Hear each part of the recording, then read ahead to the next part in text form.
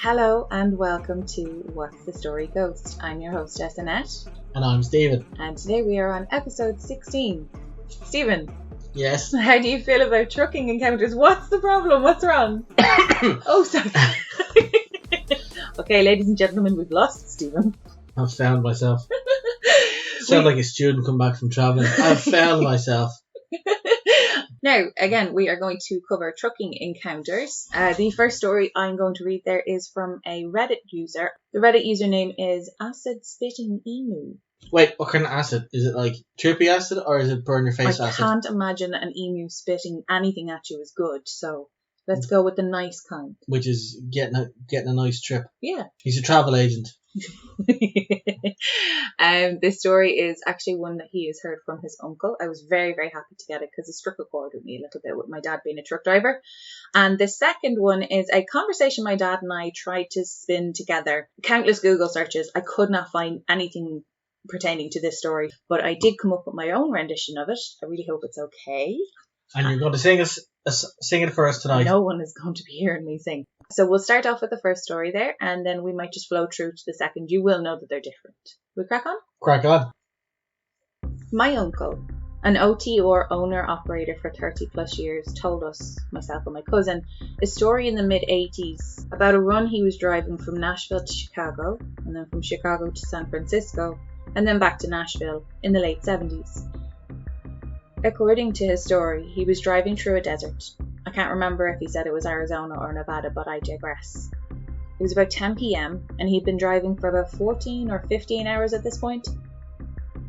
He said, his words exactly, there hadn't been for 100 miles but sand, cactuses and snakes. His eyelids were starting to grow heavy, so he just pulled right over on the side of the road, headed back into his sleeper and passed out. At around 2ish, he was awoken by a sound of tapping right outside his cab. Thinking it might be the Highway Patrol or DOT, he hopped into his passenger seat to grab his logbook before going to see who was knocking. As he grabbed the logbook, he heard the tapping again coming from the lower glass of the driver's door, followed by a child's voice saying, "Hey mister, we're thirsty and I'm tired. Can we come in?" He was suddenly struck with this feeling of absolute dread. He said it was so strong that he didn't even want to see who it was that was speaking. Something you've got to understand about my uncle. In the entire time that I had known him to that point, I had never seen anything scare him. Anything. I'd seen him charge headfirst towards a guy who had drawn a gun on him. I'd seen him literally attack an alligator that had gotten too close to my cousin when we all went on vacation in Florida one year. Nothing scared the man. However, even years after this incident, as he was telling the story to us, you could see the fear in his eyes.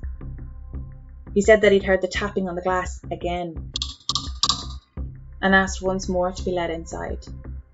Against his better judgment, he looked over at the glass and then just froze. He said they looked like any normal kids, if a little pale, but it was their eyes. If you haven't guessed by now, their eyes were solid black. He described them as seeming to have eyes, but also not have eyes, and yet he felt like they were staring right through him through the lower glass. He immediately yelled out, again, his words, "Hell no, I ain't letting you little f***ers in here." He said that they stared at him almost angrily for a few seconds, and then just disappeared. Not like turned away and walked off, or stepped down from the bottom step, just poof, gone. He sat in his passenger seat for a few seconds trying to figure out what just happened when suddenly they started pounding on the passenger door right next to him and yelling, "Let us in now!" He said they didn't sound like kids anymore. With zero hesitation, he jumped from the passenger seat to the driver's seat, threw his rig in gear, and peeled out of there as fast as he could switch gears. He said he didn't slow down until he hit California and took a different highway back to Tennessee. He did say he saw them again later that morning, though. He said he'd been trucking down the highway for another couple of hours when in his lights he saw those same two kids on the side of the road, just standing there, staring at his truck.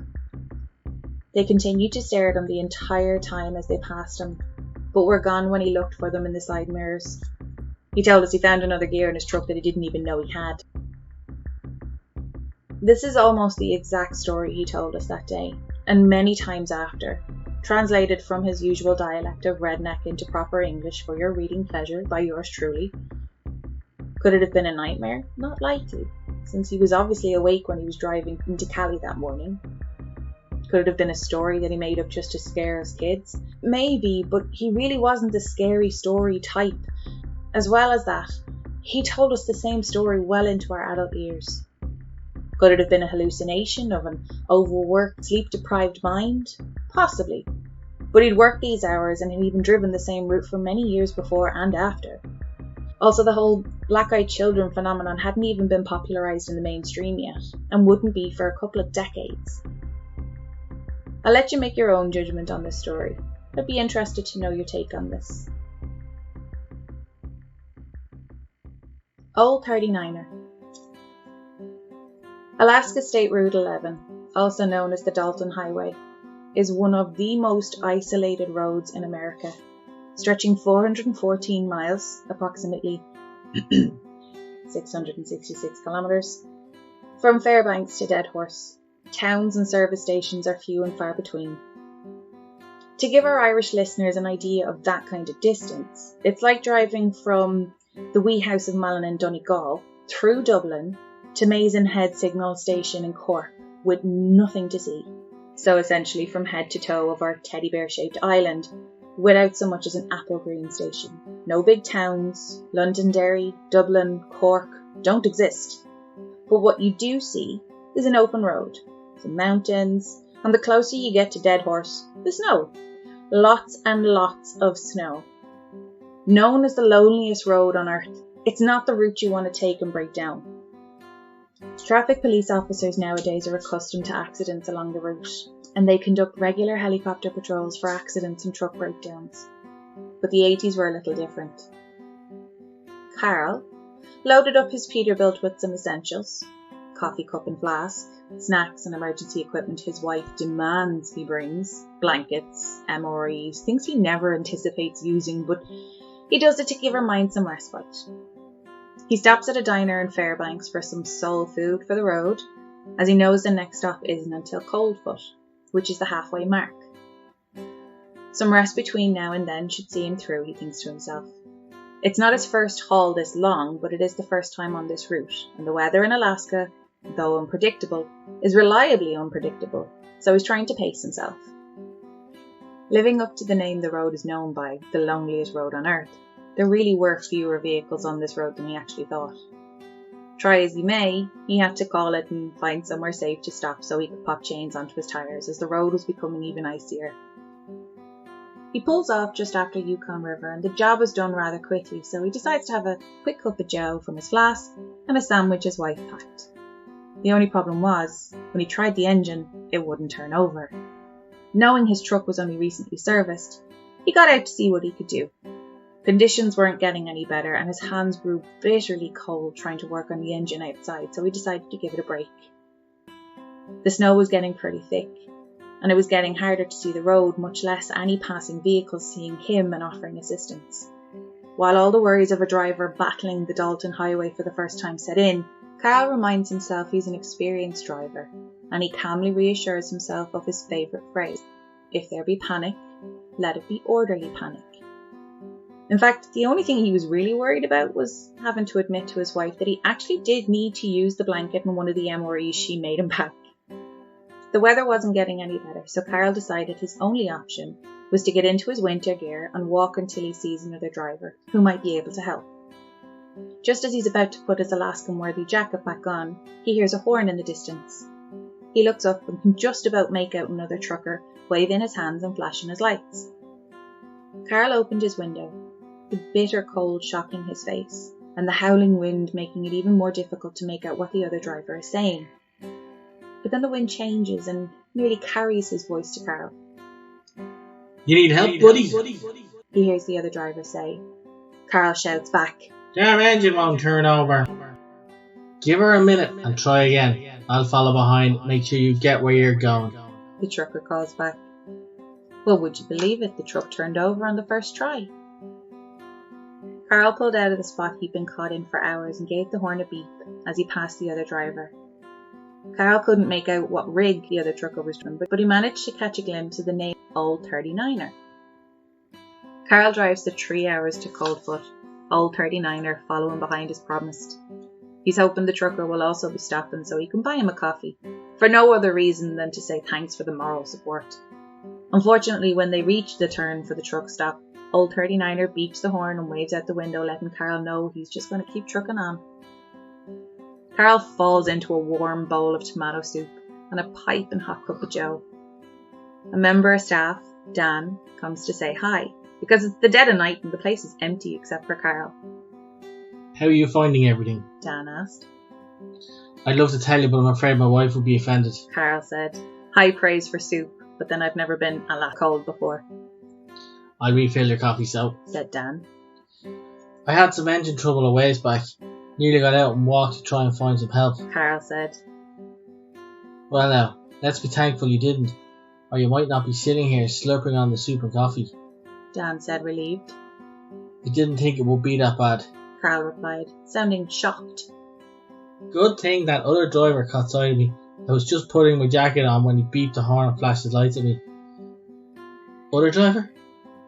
What other driver? Dan asked, with a puzzled expression on his face. The driver that was behind me just as I pulled my rig into the lot. Carl said, not sure how he didn't see Old 39er, considering there were no other trucks in the lot or on the highway at the time. Well, my friend, you're the only big rig I've seen here in hours, and every trucker stops here. Not just for the hot soup, but because we're at the halfway mark to nowhere and everywhere. Are you sure? Carl asked. How could you miss the big old rig? I couldn't make out the maker colour, but Old 39er was written across the side. Dan had been giggling half-heartedly up until now, assuming Carl had maybe just been on the road for too long without taking time to rest. Dalton Highway isn't the longest route in the world, but it takes its toll. But then he answered. Yeah, I knew Old 39er, but he hasn't been on these roads in a long, long time. He retired the old rig? Asked Carl. In a manner of speaking. He died out by Yukon River back in '53. Carl continued on his journey, feeling grateful that Old 39er happened upon him just before he was about to go for what could have been his last walk. What do you think of that story? That was cool. Yeah? It was really interesting. Specifically because I know your father had an input of that because of some things, the phrase, what is it your dad always says? If there be panic, let it be orderly panic. I didn't think you'd actually catch that. Of course I'd catch that. Oh, I wanted to incorporate loads about my dad in there, and then I realised I don't think they have Scania in the US. But I tried as best I could to pronounce the areas correctly and try and have it era appropriate. The most popular, I suppose, make of truck that I could find was the Peterbilt. Oh my god, it's so confusing though, because we have cars, and then we have like SUVs, and then we have flatbed pickups. But in the US they call pickups trucks, and we call trucks, but they call them semis or rigs. And it's chips. I know. So I had a question there, what's a Peterbilt? And that's a type of big rig. It's a make a truck, yeah. Not a truck. Big rig. Yeah. Semi. I don't know. I watched a semi get taken out of the ice on this particular road. So that's the only reason that I knew that they were actually called a semi. And you actually told me this earlier. I think you had a backstory to why the town Coldfoot is called Coldfoot. Yeah. So I wanted to pick, I don't know if it was like isolated or barren or, pretty much I Googled the loneliest roads in the US. And then I read about Route 11. And then halfway is called Coldfoot.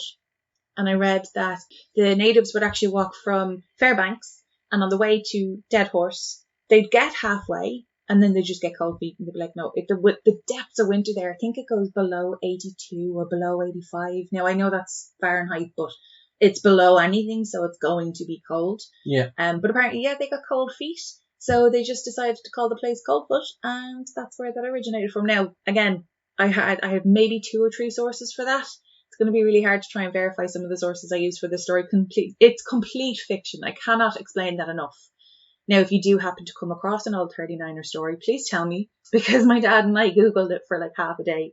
So I had to come up with something for this one, because it was too good a story not to tell, because I thought of some I don't know, real old school trucker going around trying to help people so that they don't make silly mistakes. Because if you're not used to that kind of terrain and you're not used to that kind of cold, of course you're going to go for a walk and look for a local... If your dad was a ghost, that's the kind of ghost he'd be. It would be. He'd be driving around. He'd probably be he'd be driving around in his Goldwing helping attractive ladies in distress, changing tyres and... You don't buy a Goldwing because it's a convenient thing. It's literally the same size as a car. So, but I just thought it was a really sweet story. I've heard loads of stories where hikers had help from people who lived in the woods that people hadn't heard of in years, but they just happened to keep helping all these weary travellers. Like, I have been tired, especially coming up towards Christmas in my job.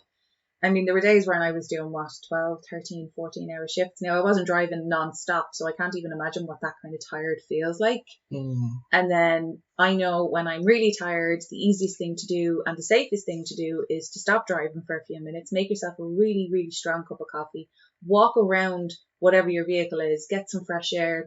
You can't do that on this road because towards the winter time, it's cold. Like, it is really, really cold. Do you know Ice Truckers, the TV show? Yeah. That's what that highway is. Ooh. I didn't know that until I started reading it. I just picked the most desolate place that I could find, and then it turns out it's that bad and it's that dangerous that they have made a show about it.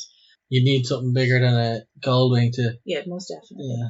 Most definitely. I did happen to, because again I was trying to be somewhat factual, and there is a stop just after Yukon River. Oh yeah? Or just at the Yukon River. It basically says it has the bare essentials. And then I looked at the picture of some of the food and I was just like, do you know what? I'd eat that on a good Sunday.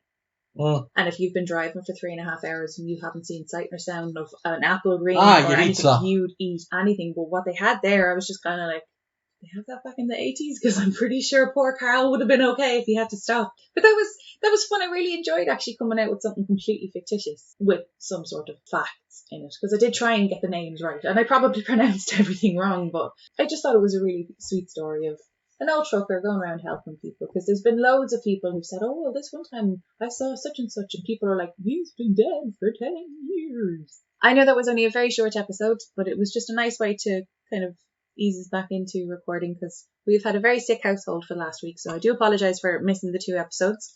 I'd love to say we'll make it up to you, but we have twins, so no. Are we good?